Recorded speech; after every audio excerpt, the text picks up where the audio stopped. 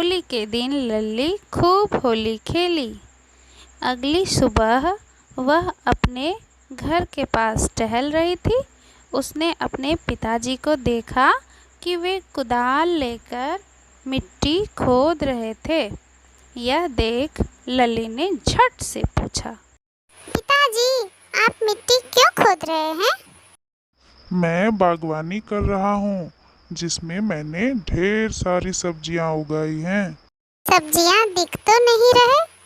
कैसे दिखेंगे, वे मिट्टी के नीचे जो हैं। पर क्यों? ऊपर क्यों नहीं? क्या पौधों के ऊपर सब्जियां नहीं उगती ताकि मैं देख भी सकूं? उगते हैं ना लल्ली बेटा, कुछ सब्जियाँ जमीन के नीचे तथा कुछ ऊपर इसलिए उगते हैं क्योंकि कुछ सब्जियाँ पौधे के जड़ होते हैं तो कुछ फल या कुछ तना भी होते हैं। जैसे तुम देखो, मूली, गाजर मिट्टी के नीचे उगते हैं क्योंकि ये पौधे के जड़ होते हैं। पर आलू तना होकर भी मिट्टी के नीचे ही उगता है। फिर बैगन, भिंडी आदि पौधे के फल होते हैं। साग की पत्तियां हम खाते हैं। साथ ही धनिया पत्ती के चटनी तूने तो खाया होगा, यानी धनिया के भी पत्ते खाए जाते हैं। साथ ही इसके बीज भी खाए जाते हैं, समझी? इसका मतलब है कि कई पौधे के अलग-अलग भाग हम खाते हैं। कुछ के फल, कुछ के जड़, कुछ की पत्तियां, तो कुछ के बीज, है ना पिताजी?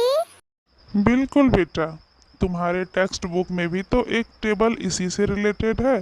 तुमने नहीं देखा है? देखो, इसमें भोजन के रूप में खाए जाने वाले पौधों के भागों के बारे में अच्छे से दिया गया है। जैसे साग के रूप में हम चना, सरसों, पालक, बथुआ आदि पौधे की पत्तियों को खाते हैं।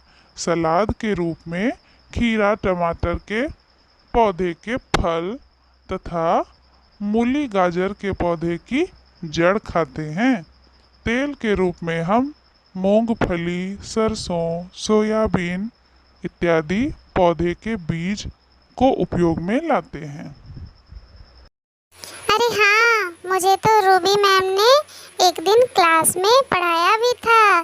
धन्यवाद पिताजी, इतनी जानकारी देने के लिए। इस एपिसोड में हमने विभिन्न रूप में खाए जाने वाले पौधों के बारे में विस्तार पूर्वक सीखा। क्लास 6 सब्जेक्ट साइंस चैप्टर भोजन कहाँ से आता है के अंतर्गत अगले टॉपिक्स को लेकर हम मिलेंगे अगले एपिसोड में। तब तक बने रहिए इस चैनल से। धन्यवाद।